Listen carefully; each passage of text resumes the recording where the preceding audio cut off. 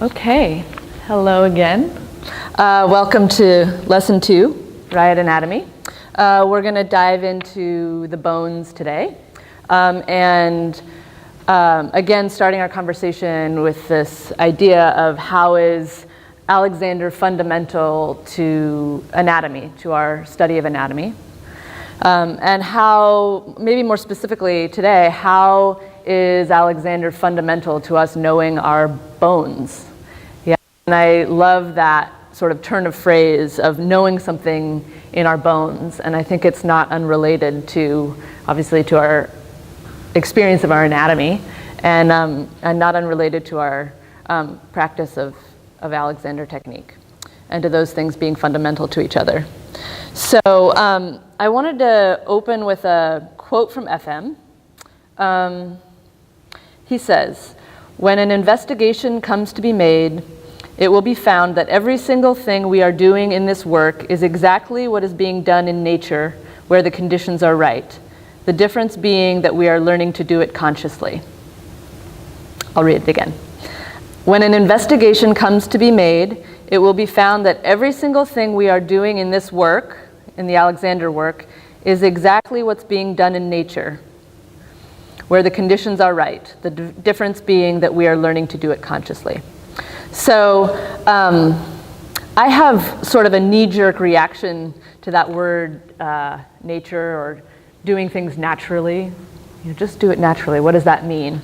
But when I was thinking about this quote, I think the way he's using nature, and feel free to disagree with me, the way he's using nature or naturally is implying this way in which things are uninterfered with, and a way in which things can be or things can operate as they are intended.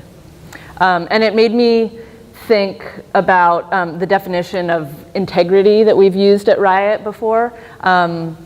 And I don't remember where I got this, but someone defines integrity as when a thing knows itself. Yeah, so we could talk about the integrity of a person, right? A person having integrity when they know themselves, they know who they are.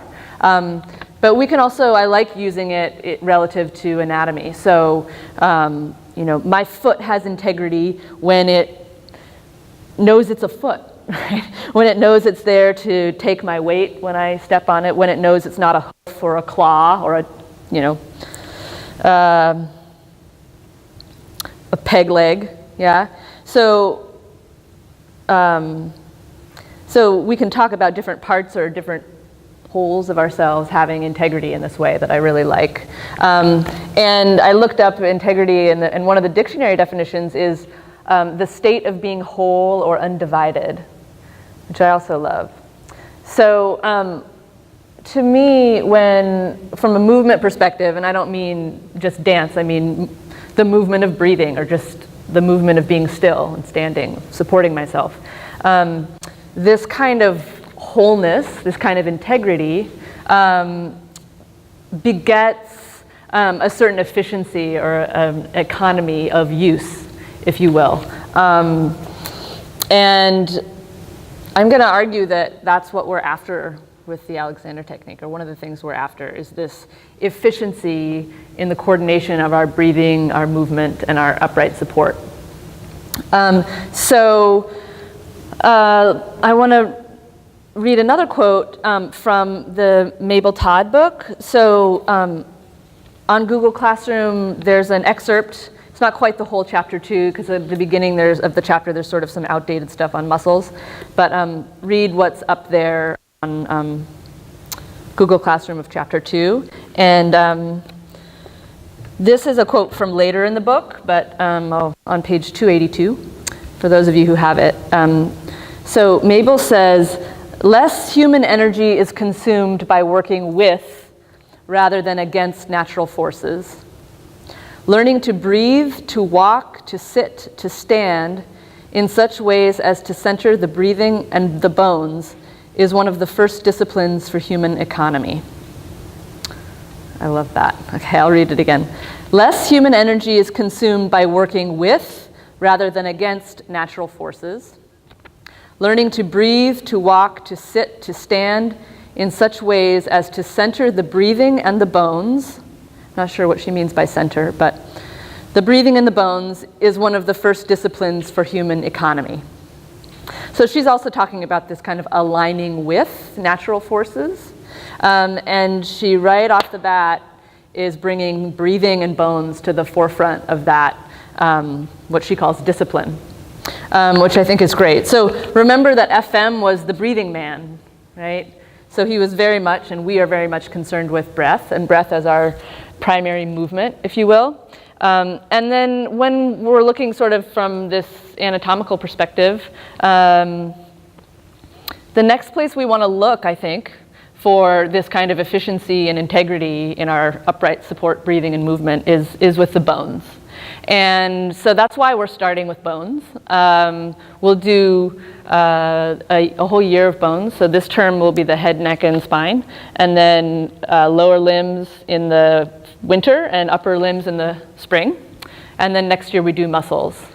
That's how we're structuring it at Riot. And I mean, this is sort of very gross level, but on the topic of sort of integrity and things knowing themselves and functioning as themselves. Gross level, bones, when they're operating with integrity and knowing themselves, what they're really good at and what they like to do is support, is bear weight, yeah, and transmit force. Yeah, transmit compressive forces. So not as good, and in contrast, muscles, we could say, are more about movement. Yeah, muscles are really great at movement. In fact, they are movement. They are what move us. And we, but they're not so good at support, right? And we get, as we know from our Alexander practice, we get into a lot of trouble when we're using our muscles to hold us up, right? And that's, in a way, not allowing the muscles to have their integrity, right? Because what they want to be as movers, right? What they want to be concerned with is movement. And it's also not letting the bones operate with their integrity, right? Because if the muscles are doing the job of holding us up, the bones then can't receive the weight of our structure and transfer it cleanly through bone to bone to bone to bone, through our joints into the floor.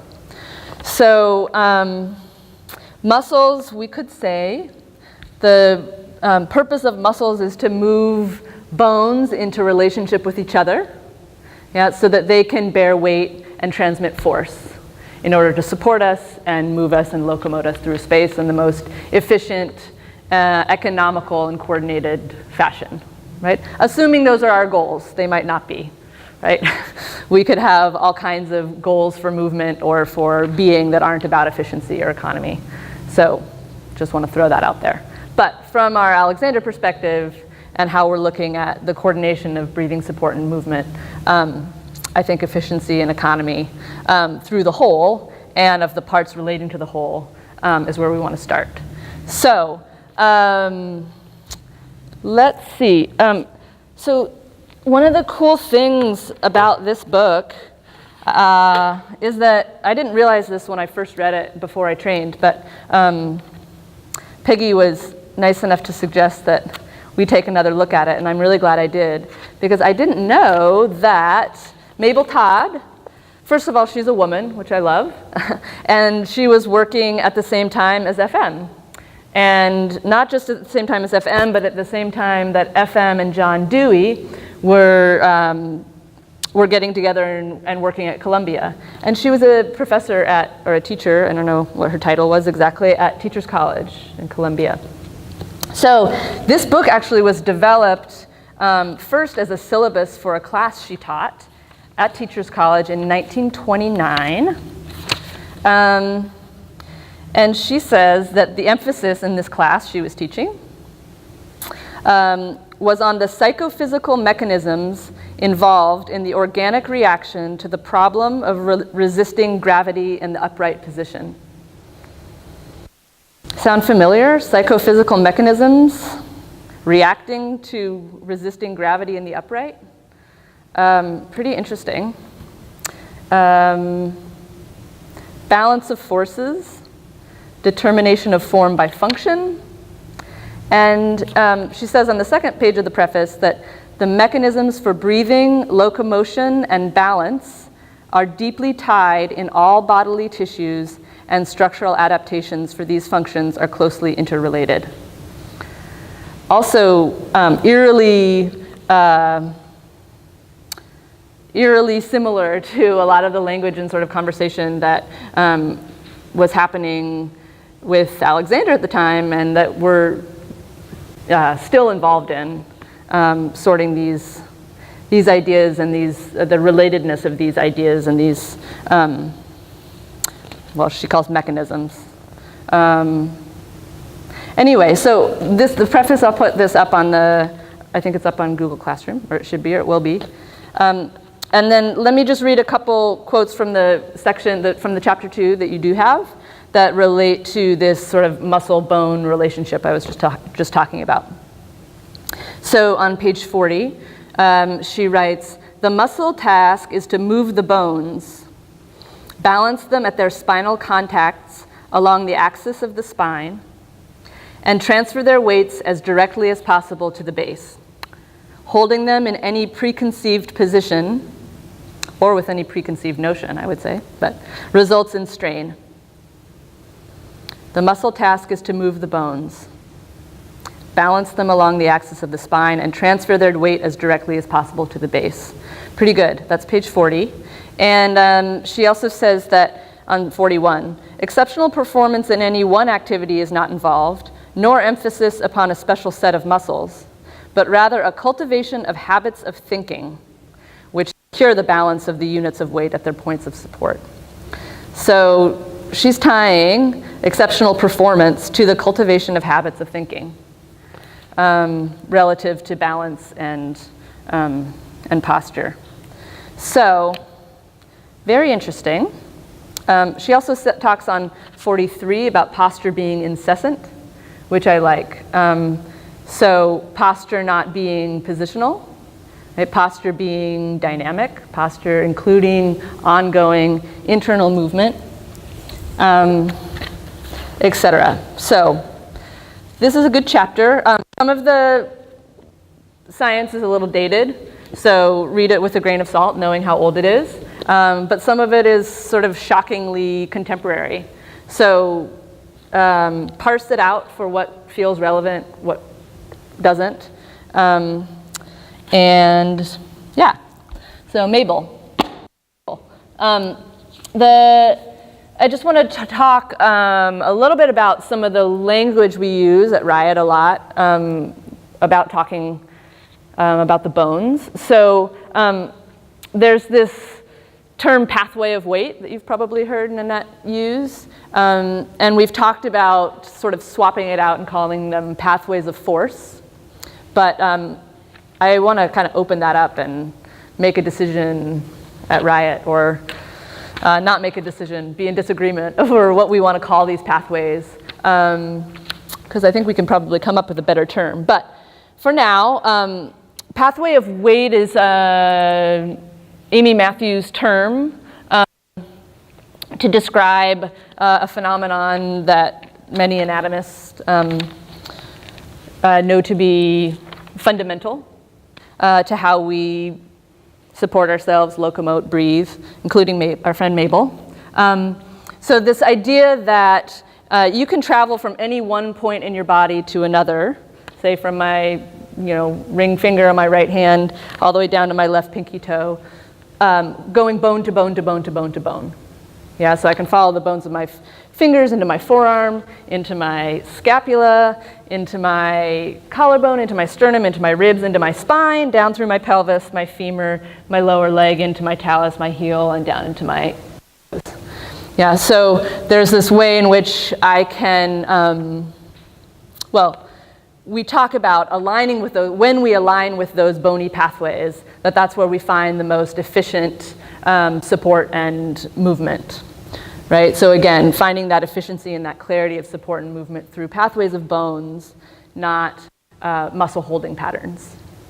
Right, so bidirectional, and I want to underline bidirectional. Bidirectional, so I mean POW here, pathway of weight. or pathway of force. Another term for it. Yeah. So bidirectional pathways that travel bone to bone through joints, facilitating weight traveling and force being transmitted most clearly and efficiently. So this is one stab at a direction, or a definition of what these pathways are. Not where they are. We'll go into that in future classes. Or next class, we'll start talking about the specifics of the pathways. But for now, just for the idea of these bony pathways, I think the limitation of using the term pathway of weight is that it implies a pathway that goes in the same direction as gravity, right? And it is true that the experience of gravity, so our bones sense pressure and sense weight, which we'll talk about next class. So we get good information by experiencing our weight traveling through our bones. And that experience gives us the feedback that is very helpful in clarifying these pathways, these bony pathways. So the experience of gravity very much helps us find these pathways of weight, if you will. But we want to be clear that once those pathways are established, that then force and weight can travel in either direction.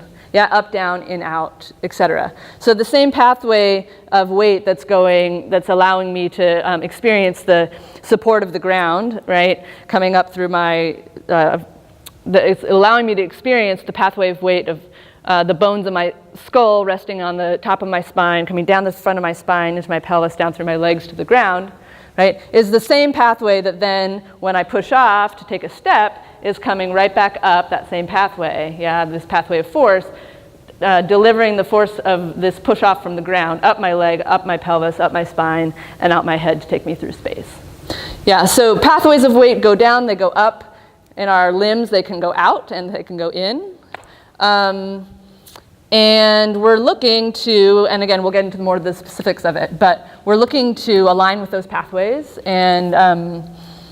And in your experiential class with Peggy and Nanette, you'll play around with this a little bit. And we tend to, the information that we get from our muscles tends to be a lot noisier, and call our attention, and a lot more familiar, the sensations that we get from muscles. So a lot of times looking for these pathways or listening in to what's happening with our bones can be a little challenging at first. So if you're not used to this, the whole practice of quieting down and everything you know about Alexander is going to be really helpful in this regard, because we're learning to listen for different information. Right? So different information, sort of like I was saying last time, like we don't have to, thankfully, we don't have to know that our bone, know or like manage our bones in order for them to be there bearing our weight, thank God. Right? In order for these pathways to be there, we don't have to be consciously or intellectually aware of them in action. Right? They're there working for us. But we can, when we quiet down and we listen in, start to participate more consciously in these pathways in such a way that will help us further uncover and stop interfering with places where maybe there isn't as clear of a pathway, and start to participate consciously with our direction and our thinking to better align with and make more clear these pathways that are going to help us breathe, move, and support ourselves more efficiently. So anyway, this is all to say, don't get frustrated if you don't know what it feels like to have a clear pathway of weight. If you don't know what it feels like to know whether force is traveling from bone to bone. Right? It's an investigation, and it will come and continue to come and continue to change. So, let's see if there's anything else I wanted to say. I could read you, this is from Bonnie Bainbridge Cohen's book, Sensing, Feeling, and Action. I'll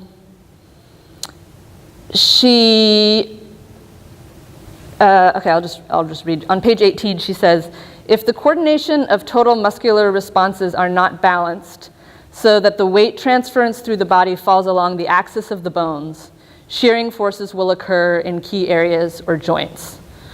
Right? So these pathways are also relevant to keeping us injury-free, right? To keeping weight traveling along the axis of the bones, to reduce shearing forces in in joints and tissues. So again, we'll talk more about what that means, axis of bones, and exactly how weight travels and where it travels through the bones as we move along.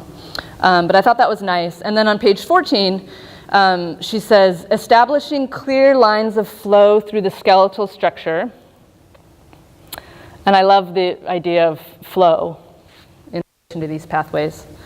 Establishing clear lines of flow through the skeletal structure establishes a strong, efficient alignment and distributes the lines of stress evenly throughout the body while providing free articulation and range.